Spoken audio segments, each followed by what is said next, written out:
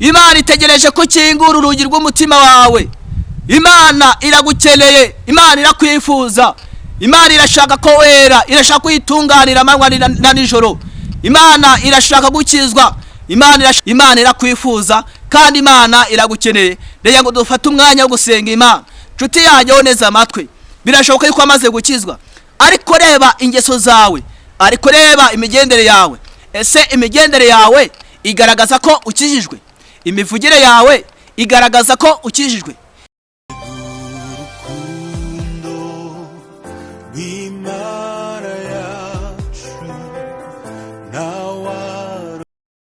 Yesu nashimwe cyane.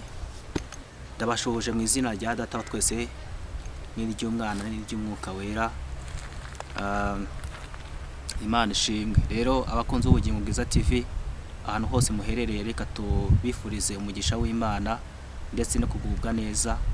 Nihirwa nk'uko bisanzwe, tubahaye ikaze mu ijambo ry'Imana kuri uyu munsi wa none. Reka dusenge Imana hanyuma tuganire ijambo ry'Imana Imana ashize ku mutima wanjye. Mana yera, turagushimiye kuko uri Imana ishoboye byose, uri Imana ikomeye kandi uri Imana yumva gusenga, uri Imana itabura kuboneka mu byago no makuba, uri Imana y'ukuri kandi uri urukundo rwacu Mana. Izina ryawe nirihabwe icyubahiro, izina ryawe nirihimbazwe. Nyemerera uyu mwanya wari ukubane natwe kandi icyubahiro cy'Uwiteka kimanukire kuganza ndetse no kuba hagati muri twe. Imbaraga z'isumba byose zitube bugufi, gukora kose kw'Imana kugaragare. Mwami Yesu, iri jambo ryawe nyemerera Mwuka wera azariherekeze kugira ngo risoze icyo wagambiriye gukora mu mitima yacu. Turagushimiye. Bitavuga Imana byose biduhunge, ibyatujyaho ububasha byose turabinaniza mu izina rya Yesu. Tubangamiye imyuka mibi yo mu kirere katika jina la Yesu. Duhamagaye Imana Data n'Umwana n'Umwuka wera kugira ngo babane natwe kandi batugirire neza. Ndagushimiye yuko uri kumwe natwe, ndagushimiye kuri Imana yacu. Umuntu wese uzumva kino kiganiro, umuntu wese uzagikurikira agakurikira buno butumwa tugiye gutanga, azahembuke, azafashwe nabwo kandi uzarimo amashimwe mu mitima y'abantu bazakurikira iki kiganiro. Turagushimiye, ngwino utangirane natwe kandi uze gusoza natwe. Tubisabye Imana mu izina rya Yesu, amen. Reka tuganire ijambo ryiza ry'Imana, tuganire ijambo ry'Imana tugiye gusanga mu gitabo cy'ibyahishuriwe Yohana ibice 3 n'umurongo wa 4 ndetse n'uwa 5. Tugiye gusoma ijambo ry'Imana mu gitabo cy'ibyahishuriwe Yohana ibice 3 n'umurongo wa 4 ndetse n'uwa 5. Bibiliya iravuze ngo, icyakora ufite amazina make y'abisarudi batanduje imyenda yabo, nibo bazagendana nanjye bambaye imyenda yera kuko babikwiriye. 5 aravuze ngo, unesha ni uzambikwa imyenda yera, kandi sinzahanagura izina rye na hato mu gitabo cy'ubugingo, ahubwo nzaturira izina rye imbere ya Data n'imbere y'abamarayika be. Amen. Ni jambo tugiye kuganiraho mu gihe kitari kirekire kugira ngo twumve icyo Imana ishaka kutubwira muri uyu mwanya. Tumaze gusoma ijambo ry'Imana mu gitabo cy'ibyahishuriwe Yohana ibice 3 n'umurongo wa 4 ndetse n'uwa 5. Bibiliya iravuze ngo, icyakora ufite amazina make y'abisarudi batanduje imyenda yabo, biravuze ngo nibo bazagendana nanjye bambaye imyenda yera kuko babikwiriye. 5 aravuze ngo, kandi umuntu uzanesha ni uzambikwa imyenda yera, kandi ngo sinzahanagura izina rye na hato mu gitabo cy'ubugingo, abo ngo nzaturira izina rye imbere ya Data n'imbere y'abamarayika be. Imana ishimwe. 6 aravuze ngo, ufite ugutwi niyumve iby'Umwuka wera abwira amatorero. Murabizi ko Yesu akiri mu isi ari kumwe n'abigishwa be, yagiye abahereza amasezerano atandukanye, ndetse ababwira yuko bazahura n'ibibazo bitandukanye by'akarengane, bazicwa, bazazira ijambo ry'Imana, bakazira ubutumwa bwiza no kwamamaza Umwami Yesu. Niko byaje kugenda. Bamwe barabafata bashyira mu nzu z'imbohe, abandi babicisha inkota, abandi bakuraho. Abantu bagiye bapfa impfu zitandukanye. Abigishwa ba Yesu bagiye bapfa impfu zitandukanye ndetse bazize ubutumwa bwiza mu buryo bukomeye. Ariko uyu Yohana dusomye muri iki gitabo ari nacyo bamwitiriye, Yesu yaramubwiye yuko atazicwa n'inkota cyangwa se ngo yicwa n'ikindi kintu, ahubwo azapfa urupfu rw'ikirago, mu yandi magambo azapfa ashaje. Niko byaje kugenda. Nyiraha ngaha ndagira ngo mbwire umuntu wese Yesu yabwiye cyangwa se Imana yasezeranye, hari ikintu Imana yamusezeranyije, reka mubwire yuko iki Imana yakubwiye no kugikora izagikora. Ikintu Imana yavuze ku buzima bwawe, umugambi w'Imana igufiteho nta kizabuza uwo mugambi gusohora, kuko ijambo ry'Imana riravuga ngo nakumenye kera narakumenya kandi nakwejeje utari wavuka, ngushyiraho kuba umuhanuzi uhanura amahanga. Urumva Imana tumenye kera, kandi reka nkubwire ko Imana igufiteho umugambi mwiza, Imana igufiteho umugambi muzima. Rero nimba hari ikintu Imana yakubwiye, umutima wawe nutuze. Birashoboka ushobora kuba uri mu bibazo cyangwa se uri mu bigeragezo runaka, ariko nibitume ucogora cyangwa se ngo usubire inyuma cyangwa se ngo utekereze ko bitazaba cyangwa se wumve yuko Imana yakubeshye. Imana yacu ni igibeshya, ni igihemuka, niko umuririmbyi yaririmbye. Kandi Imana yacu ikivuze iragisohoza, ikurikirana icyo yavuze ikagisohoza, ikurikirana ijambo ryayo kugeza risohoye. Nta kintu na kimwe cyaburizamo umugambi w'Imana ku buzima bw'umuntu, nta kintu na kimwe cyakwitambika umugambi w'Imana ku buzima bw'umuntu. Niba hari ikintu Imana yakuvuzeho, ndagira ngo nguhumurize umutima, ndagira ngo mbwire umutima wawe ngo nutuze, kandi umutima wawe we gushidikanya, ahubwo ongera kwizera muri wowe, wongerere Imana ikizere, kuko iby'Imana yavuze no kubikora izabikora. Niko Yohana byagenze. Yohana nawe yaje guhura n'akarengane ariko katigeze kamwica ngo kamuhitane. Bibiliya iravuga ngo baje kumushyira mu ngunguru y'amavuta barayicanira, iyo ngunguru ngo barayicanira cyane, ngo barangije bashyiramo Yohana ngo barapfundikira. Bari bafite umugambi mubi yuko Yohana agomba gupfira muri aya mavuta cyangwa se agomba gushya yishwe n'amavuta akamwica.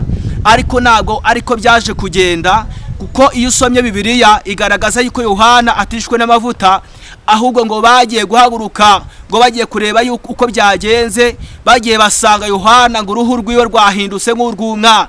Imana ishimwe cyane.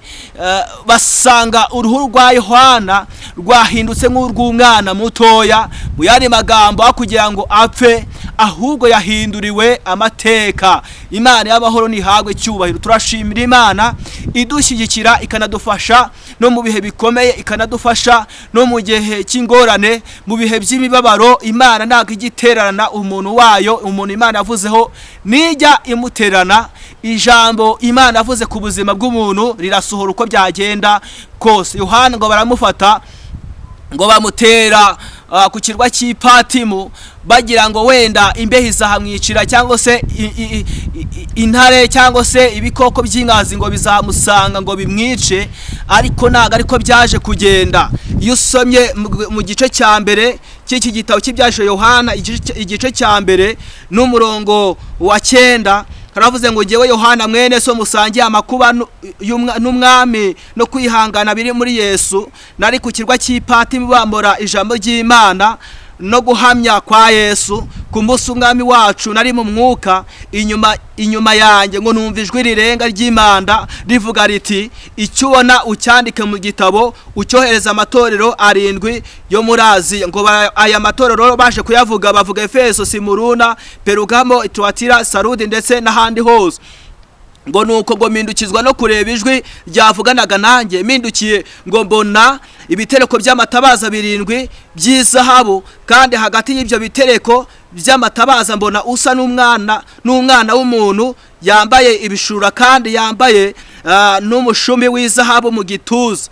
Atangira kuvuga uwo muntu uburyo yari ameze n'uburyo yasaga. Hanyuma ku murongo wa 17 haravuga ngo mubonye nyo nkikubita imbere nk'upfuye, ariko ngo ashyiraho ukuboko kw'iburyo arambwira ati witinya.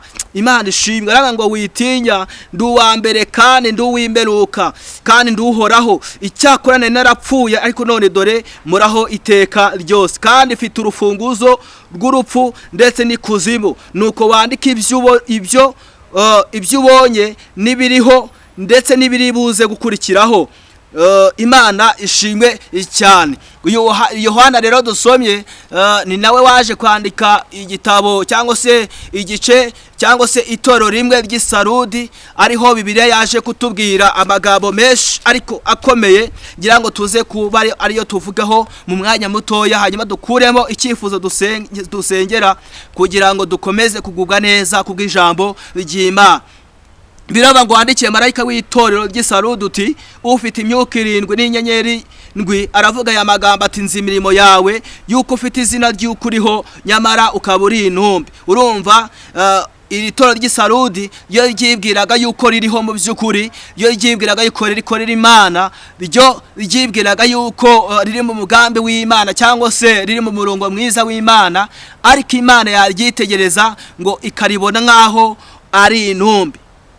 Bibiliya avuga ngo kandi jyuba amaso ukomeze ibisigaye bigiye gupfa, kuko nabonye ko ari nta mirimo wakoze itunganye rwose imbere y'Imana yanjye. Nukwibuka ibyo wakiriye n'ibyo wumvise ubyitondere kandi wihane, ariko rero nutaba amaso nzaza nk'umujura, nawe ntuzamenya igihe nzagutungurira. Bibiliya twasomye yatubwiye ngo icyakora ufite amazina make y'Abisarudi batanduje imyenda yabo, abo nibo bazagendana nanjye bambaye imyenda yera, kuko babikwereka. Nkubwire yuko akiri abantu batigeze bapfukamira Bayali, haracyari abantu Uwiteka yisigarije kandi bakikorera ku manywa na nijoro. Reka nkubwire yuko hakiri abantu Imana yishimira, abantu banze kuva mu byo basezeranyijwe, abantu banze kuva mu masezerano y'Imana. Haracyari abakozi b'Imana, haracyari abantu bizera Imana. Abantu ntago bigeze bapfira gushira, abantu ntago banduye bose, abantu ntago basuye inyuma bose, ntago abantu baguye bose, ahubwo haracyari abantu bagikorera Imana ku manywa na nijoro. Icyakora ufite amazina make y'Abisarudi. Urumva na amazina make yasigaye, ariko byanga byakunda arahari. Ntago abantu bose bagiye ngo bapfire mu byaha, ahubwo haracyari amazina make agikorera Imana. Hari ababyeyi bagikorera Imana, hari abagabo bagikorera Imana, hari abasore bakirindiriye Imana, ndetse hari n'abakobwa bakirindiriye Imana. Hari amazina make y'Abisarudi batanduje imyenda yabo. Hari amazina make Imana ireba muri iyi si yibibaho, Imana ikayishimira. Hari amazina make Imana ireba, Imana ikanezezwa nayo mazina, kuko aracyari imbere y'Imana. Niyigeze yiyanduza, niyigeze agwa, niyigeze asubira inyuma, niyigeze ahanagurikwa mu gitabo cy'ubugingo. Ayo mazina aracyari imbere y'Imana. Hari amazina make y'abantu Imana ikishimira, kandi aba bantu suko badahura n'ibibazo, suko badahura n'ibigeragezo, suko badahura n'ingorane, suko badahura n'ibyago, ariko barakihangana, barakizera umwami Yesu. Reka nkubwire mwene data, nkubwire ngo izera Imana, kandi aya mazina agisigaye, aya mazina ariho Imana yishimira. Ndakwinginze kugira ngo nawe izina ryawe rigaragare muri aya mazina. Imana nireba muri aya mazina ibone izina ryawe. Kandi reka nkubwire yuko ugomba guhamya Imana ahantu hose uherereye, haba mu kazi ukora, haba mu byo uvuga, mu byo ukora, haba mu ngendo zawe, haba ahantu wirirwa muri business za buri munsi ukora. Ndagira ngo nkubwire ngo ugomba guhamya Imana uko bwije nuko bukeye. Ugomba guhamya Imana, kuko hari abantu badahamya Imana. Hari abantu bakorera Imana ariko bagera hanze ugasanga bahinduye CV. Hari abantu mu nzu y'Imana bagaragara nk'abakozi b'Imana, ariko bagera hanze bakagaragara nk'abandi bantu, cyangwa se bakiyambura ishusho y'Imana, bakiyambura ishusho y'ubukristo, ugasanga bahinduye umwimere w'ubukristo, cyangwa se ugasanga bahindure imyitware. Kandi mu by'ukuri mu rusengero bararirimba, iyo ubona baririmba ubona baririmba neza. Icyakora barabwiriza kandi bakabwiriza neza, n'abahanuzi bahanura neza, n'abavuga butumwa babwiriza neza, ndetse iyo ubarebye rwose ubona ibyo bakora n'ibyo bavuga ubona bisa nkaho bihura. Iyo ubarebye inyuma ubona ari abakozi b'Imana, ariko bagera hanze bakatangira kwisanisha n'abatize, bagatangira kwiyanduza, imitima yabo bakayanduza. Paulo yandikiye Abaroma mu bice 12 aravuga ngo bere data ndabinginga kubw'imbabazi z'Imana ngo mutange imibiri yanyu ibi bitabo bizima byera, ariko kuyikora kwihindura kwanyu gukwiriye. Ariko ngo kandi nimwishushanye n'abiki gihe, ahubwo muhinduke rwose mugize imitima mishya. Nimwishushanye n'abiki gihe, ntago bikwiriye ko wishushanya, ntago bigukwiriye, na nubwo bikubereye nk'umuvuga butumwa, ntago bikubereye nk'umuhanuzi, ntago bikubereye nk'umwigisha butumwa, ntago bikubereye nk'umuririmbyi, ntago bikubereye nk'umunyamasengesho, ntago bikubereye nk'umuramyi, ntago bikubereye nk'umuntu uvuga yuko ukijijwe, ntago bikubereye nk'umuntu uvuga yuko uri umurokore, ntago bikubereye nk'umuntu uvuga yuko uri mu rugendo rujya mu ijuru, ntago bikubereye nk'umuntu uvuga yuko wizera Imana, ntago bikubereye nk'umuntu witirirwa izina ry'Uwiteka, ntago bikubereye ko wisanisha n'abiki gihe, ahubwo biravuze ngo uhinduke rwose ugize umutima mushya. Umutima wawe ugomba guhinduka mushya. Paulo yaranditse abanga iyo umuntu ari muri Kristo Yesu ababaye icyaremwe gishya, dore byose biba bibaye bishya. Ababaye icyaremwe gishya, ababaye icyaremwe gishya iyo umuntu ari muri Kristo Yesu, iyo umuntu avuye mu byaha akakira umwami Yesu, uyu muntu ababaye icyaremwe gishya, kandi bya kera byose biba bihindutse bishya. Rero ugomba guhamya Imana mu buzima bwawe bwa buri munsi. Bibiliya yavuze ngo icyakora ufite amazina make y'abisarudi batanduje imyenda yabo. Bibiliya yavuze ngo kandi abo ngabo nibo bazagenda n'Imana. Kubera iki? Kubera ko bambaye imyenda yera, kandi ngo koko barabikwiriye. Reka nkubwire yuko uyu muntu adashobora kugendana n'Imana yisanisha n'ibyaha. Uyu muntu agashobora kugendana n'Imana umwenda we wanduye. Uyu muntu agashobora kugendana n'Imana yanduye, umutima we wanduye, kuko Imana itura muri twebwe, igagendera muri twebwe, ikaba muri twebwe. Niba umutima wawe wanduye, ubutandukanye n'Imana. Niba umutima wawe utizera Imana, utandukanye nayo. Niba umutima wawe urimo ibyaha, Imana nishobora gutura mu buzima bwawe, nishobora gutura muri uwo mutima wawe. Biragusaba kugira ngo umutima wawe rero uturize Imana kandi wizere Imana, wiyegurire Imana. Biragusaba kugira ngo umutima wawe uvanemo icyaha cyose. Biragusaba kugira ngo usukure, kandi nta kindi cyasukuza umutima wawe, nta kindi kintu gishobora kweza umutima wawe atari amaraso ya Yesu. Emerera amaraso ya Yesu kugira ngo asukure umutima wawe. Bibiliya yavuze ngo nibo bazagendana n'Imana bambaye imyenda yera kuko babikwiriye. Kandi reka nkubwire yuko udashobora kugenda na Yesu ngo agusige. Cyakora ushobora kugenda n'umuntu akagusiga, wagenda n'umuntu akaguta ku nzira, wagenda n'umuntu akakwirengagiza, ariko nushobora kugendana na Yesu ngo akwirengagize, nushobora kugendana n'Imana ngo igusige, nushobora kugendana n'Imana ngo igute ku nzira. Kubera iki? Kubera ko Imana niyo mukunzi wacu udahemuka. Niwe muntu mwagenda na wenyine akabasha kukugeza aho ashaka kugera, aho ishaka ko wagera. Kandi reka nkubwire yuko nugendana n'Imana, Imana itazaguta, Imana itazagusiga, ahubwo biravuze ngo nugendana nayo izagenda ikuruhura ndetse ikwikorerera imitwaro. Bibiliya yavuze ngo nibo bazagendana n'Imana bambaye imyenda yera kuko babikwiriye. Gatanu yavuze ngo umuntu uzanesha niwe uzambika imyenda yera. Umuntu uzanesha, Bibiliya yavuze ngo umuntu uzanesha niwe uzambika imyenda yera. Mu yandi magambo, nago uyu muntu urugamba rurangiye, nago urugamba rurekeye aho ngaho, ahubwo biravuze ngo uracyari ku rugamba. Niba ukiri muri ubu buzima bwa buri munsi, ariko uri mu kwizera, uri mu mugambi w'Imana, uri murasenga, uri murakora umurimo w'Imana, n'ubundi uracyari kumwe n'Imana kandi uracyari ku rugamba. Umwanditsi wa Bibiliya yaranditse avuga ngo ucyambaye umwambaro w'urugamba ye kwirata nk'uwiyambuye atabarutse. Mu yandi magambo, niba ukiriho uracyari ku rugamba, ugomba kururwana neza rero. Kandi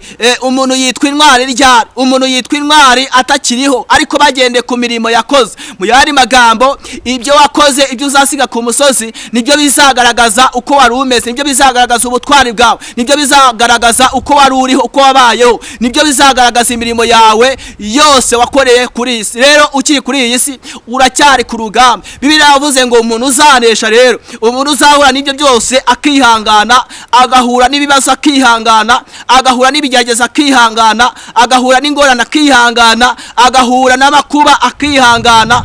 Umuntu uzanesha niwe uzambikwa imyenda yera. Kandi Imana yavuze ngo iki? Bibiliya niko yavuze. Yavuze ngo kandi ngo sinzahanagura izina rye na hato mu gitabo cy'ubugingo.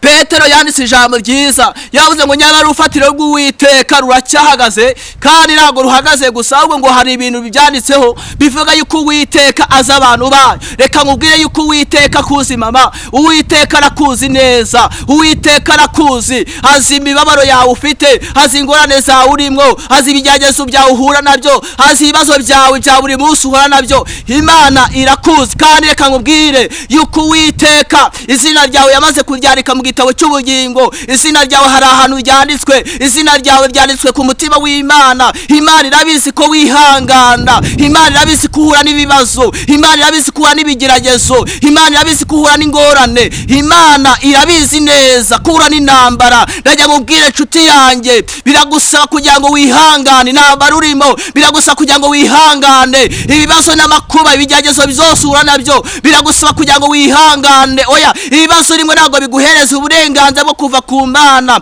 ko bira niko yavuze ngo umuntu uzanesha niwe uzambikwa imyenda yera, kandi bira yavuze ngo umuntu uzanesha niwe uzambikwa imyenda yera, kandi ngo sinzahanagura izina rye nato mu gitabo cy'ubugingo, aho ngo nzatura izina rye imbere ya Data n'imbere y'abamarayika be. Biravuga ngo umuntu ufite ugutwi niyumve iby'umwuka wera abwira amatorero. Reka nkubwire yuko ari surprise Imana igofite nyuma y'ubu buzima, nyuma y'ibibabaro, nyuma y'ingorane, nyuma y'ibibazo, nyuma y'ibigeragezo, nyuma y'ibibazo byose hari surprise Imana igufitiye. Icyambere, Imana yavuze ngo ntabwo izahanagura izina ryawe mu gitabo cy'ubugingo. Kabiri, gukana izina ryanjye izaryatura imbere ya Data n'imbere y'abamarayika bayo. Nitugera mu bwami bw'Imana, Yesu ngo azafata umwitero we gaduhanagura amarira, gavuye ngo uyu mubyeyi yarihanganye, uyu mugabo yarihanganye, uyu mukobwa yahuye n'ibibazo ariko arihangana, yahuye n'ibigeragezo ariko ntibyamwica, yahuye n'ibigeragezo ariko arihangana. Ntabwo byamutwaye ngo asubire inyuma, ntabwo byamutwaye ngo acike intege, ntabwo byamutwaye ngo atume atizera Imana,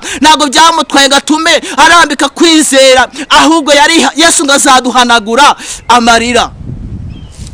Imana ishimwe cyane, Imana ihimbazwe. Rero ntabwo biguhereza uburenganzira bwo kugwa, ntabwo biguhereza uburenganzira bwo gusubira inyuma, ntabwo biguhereza uburenganzira bwo kureka Imana. Biragusaba kwihangana. Biravuze ngo niyo bazagendana n'Imana bambaye imyenda yera, ntabwo uzagenda n'Imana imyenda yawe yanduye, ahubwo biragusaba kugira ngo imyenda yawe yezwe mu maso y'umwana w'intama w'Imana. Biragusaba kugira ngo amaso ya Yesu umutima wawe, hanyuma yeze n'ubugingo bwawe, kandi yeze imyambaro yawe. Hanyuma uyu mwambaro uzawambare, kandi kuwambara cyangwa se kugenda na Kristo ni ukuba wambaye imyenda yera, kuko ntabwo wagenda nawe wanduye, ntabwo byakunda.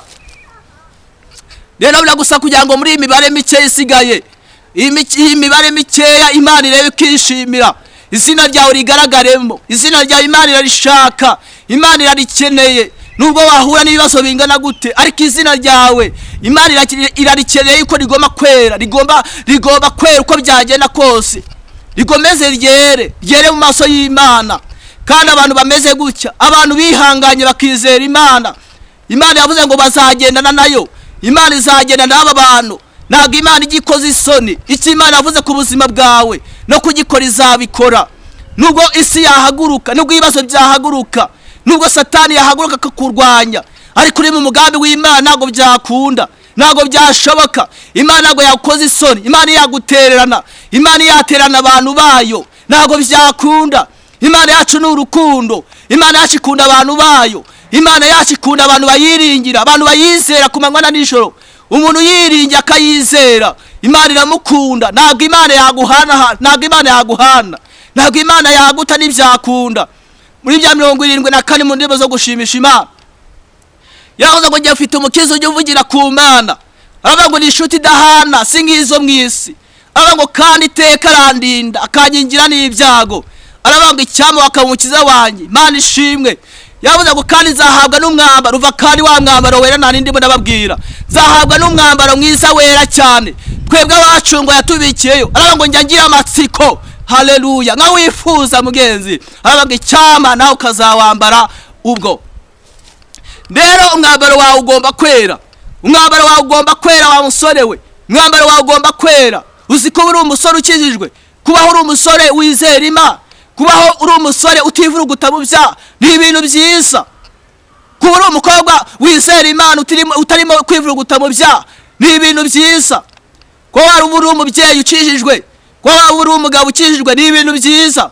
Gukizwa nicyo kintu cya mbere nabonye gitanga amahoro, nicyo kintu cya mbere nabonye kiryoshye, ni ikintu kiryoshye, ni ikintu umuntu wese yakwifuza. Muri ibyo niko aririmbye, yaravuze ngo kuri ubu nyagira amahoro mu mutima, nyahawe na Yesu umukiza wanjye, atemba nk'uruzi ab'isi ntibayazi. Aravuga icyama nawe ngasanga uyahawe nawe. Aravuga kandi numara kumwemera nk'umukiza wawe, umva kandi bya biri byo guhamya ndimo nababwira, numara kumwemera nk'umukiza wawe uhamye mu bandi byagukoreye, usabe n'Imana bahishure Yesu bahawe ubwo buntu nawe wahawe nawe. Rero gukizwa ni ikintu cyiza, ugomba gukizwa mu mibereho yawe ya buri munsi. Akazi kawe ukagavanga no gukizwa, business yawe ukayivanga no gukizwa, kuba kwawe kose ukakwegurira Imana, hanyuma Imana nawe izabana nawe kandi Imana izakurinda amanywa na nijoro. Imana niyo murinzi wawe wo kwizerwa. Kumuri ibyo aririmbye wa 194 aravuga ngo Imana niyo murinzi wawe wo kwizerwa, niyo gicucu cy'uburyo bwawe gihoraho. Izuba ku manywa ntabwo rizakwica, nijoro kwezi ntabwo uzagutinya, niko muririmbye aririmbye.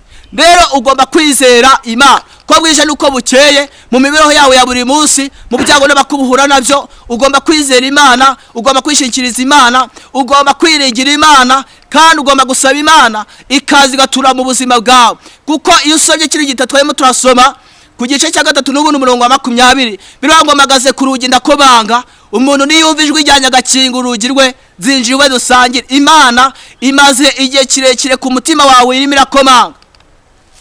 Reka tubariho tunasoreza. Tuti yanjye, Imana imaze igihe kirekire cyane ku rugi rwawe irimo irakomanga. Imana itegereje ko kingura urugi rw'umutima wawe. Imana iragukeneye, Imana irakwifuza, Imana irashaka ko wera, irashaka kuyitunganira amanywa na nijoro. Imana irashaka gukizwa, Imana irashaka kuyihamya. Imana imaze igihe kirekire ku rugi rwawe imirakobanga. Rero yikingurire kugira ngo Imana yinjire. Kandi be yavuze ngo umuntu uzakingura azumva ijwi ryawe gakingura zinjirwe dusangire. Imana irakwifuza kandi Imana iragukeneye. Rero ngo dufate umwanya wo gusenga Imana. Nshuti yanjye woneza amatwi, birashoboka yuko amaze gukizwa, ariko reba ingeso zawe, ariko reba imigendere yawe. Ese imigendere yawe igaragaza ko ukijijwe? Imivugire yawe igaragaza ko ukijijwe? Imyitwarire yawe, imitekerereze yawe, imirebere yawe, kuba kwawe kose kugaragaza ko ukijijwe? Paulo yandikiye Abakorino aravuga ngo nkiri umwana muto natekerezaga nk'abana, ngavuga iby'ubwana nkibwira iby'ubwana, ko maze gukura mva mu by'ubwana. Iyo umuntu akiri umupagani, iyo umuntu akiri mu bintu by'isi, iyo umuntu atari yizera Imana, Bibiliya igaragaza ko aba akiri umwana mutoya. Ariko iyo amaze gukizwa ava mu by'ubwana, mu yandi magambo arahinduka, agahindukira kandi agahindura imitekerereze, imyizerere, imyumvire, imigendere, kuba kwe kose kugahinduka. Ese ukubayeho, ukugenda, ukuvuga bigaragaza ko wahindutse, bigaragaza ko wizera Imana. Ugomba kwizera Imana kandi ukubayeho kose kugomba kuranga yuko wizera Imana. Inambuko yawe ikagaragaza Yesu, imitekerereze yawe ikagaragaza Yesu, imyambare yawe ikagaragaza Yesu, ndetse wakwasa mugiye kuvuga Yesu akagaragaza. Paulo Mato yaranditse mu gice cya 5 umurongo wa 16, Bibiliya banga bari ko umucyo wawe ugaragara imbere y'abantu kugira ngo abantu babone imirimo yawe myiza, bahere ko bahimbaze so wo mwishu. Abantu bakeneye kubona ibintu biguturukamo, abantu bakeneye kumva ibintu bikuvamo, abantu bakeneye kubona imirimo yawe. Nago bisaba kuba wavuze, nago bisaba kuba wagize ute, ahubwo abantu gusa ni bakubona bigaragare yuko ukijwe. Abantu ni bakubona baje bavuga yuko uriya muntu akijwe, baje bavuga yuko uriya muntu wizera Imana.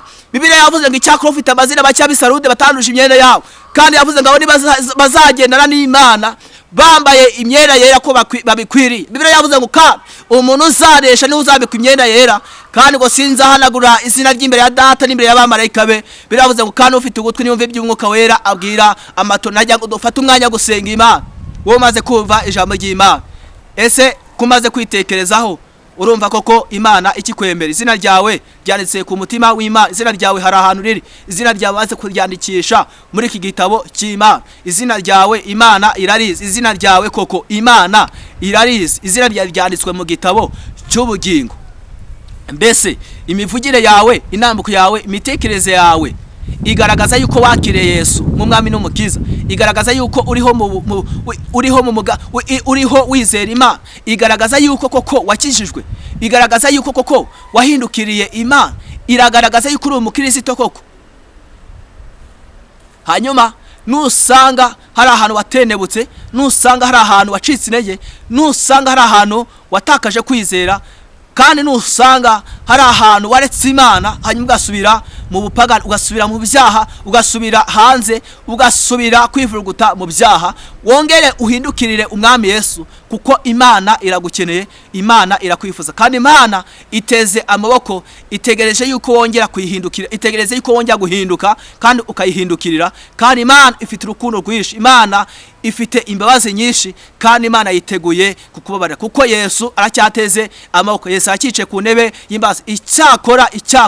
Icyakora igihe ni kigufi, kuko indirimbo niko arimbye avuga ngo umwami Yesu ageze ku irembo, kandi aravuga ngo kandi ku irembo umwami Yesu ageze ku irembo. Kandi reka nkubwire yuko Yesu ageze ku irembo. Yesu ntabwo atinze, nubwo ubone ko atinze, nubwo ubone ko urambiwe, nubwo ubone yuko Yesu atinze, ariko reka nkubwire yuko nubwo yatinda, urupfu rwo ntabwo rutinze. Mu gihe rero ukifite ubu buzima, mu gihe Imana ikigutije ubuzima, mu gihe Imana igutije kubaho, ndagira ngo uhindukire Yesu, kandi ubuzima bwawe ufate ubushe mu biganza by'Imana. Niba ushaka kubaho mu buzima bufite ubuze, niba ushaka kubaho mu buzima bufite ireme, niba ushaka kubaho mu buzima bufite amahoro, niba ushaka kubaho mu buzima bwiza utikanga ikibi, niba ushaka kubaho mu buzima bufite umutekano, fata ubuzima bwawe ubuhereza Imana, fata ubuzima bwawe ushe mu biganza by'Imana, fata ubuzima bwawe ubwegurire Imana, Imana iyobore ubuzima bwawe. Rega ngo dufate umwanya wo gusenga Imana, kandi dusenge uyu muntu wacitse intege agasubira inyuma,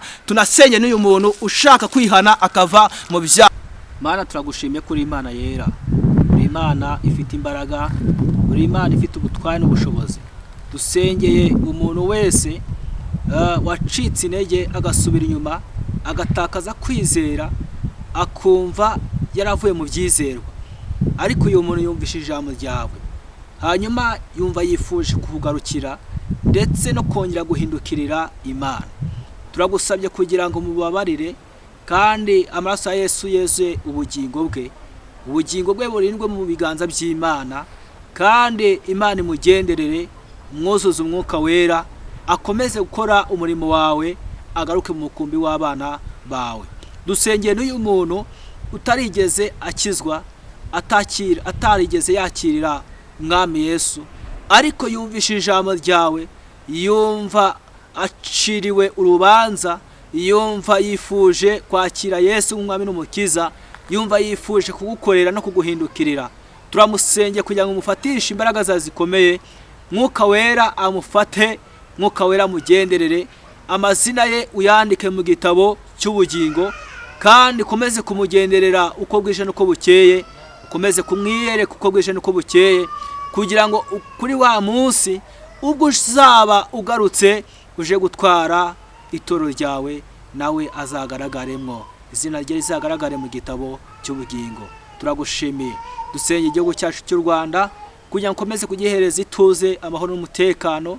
Coronavirus, ibyorezo bitandukanye biri muri iki gihugu, byose ubyirukanisha imbaraga zawe zikomeye, kandi abanyarwanda ubahe kumva no kumvira ubuyobozi kugira ngo bagomye kwirinda kandi barinde n'ababo bose. Turagushimiye ko utanze amahoro, kandi kuri Imana yacu umva gusenga kwacu, tubisabye Imana mu izina rya Yesu, amen. Dushoje tubashimira. Imana ibaho umugisha kubwo gukurikira ijambo ry'Imana, kandi Imana ikomeze kubitaho. Rero mukomeze kwirinda icyorezo, kandi mwubahiriza ingamba twashyiriweho na leta. Imana ikomeze kubaha amahoro ndetse n'imigisha. Umuntu yanyenera nomero dore ngizo zimo ziragaragara, wamamagara tukavugana, hanyuma nkakwakira, kandi tubahaye ikaze ku Bugingo Bwiza TV.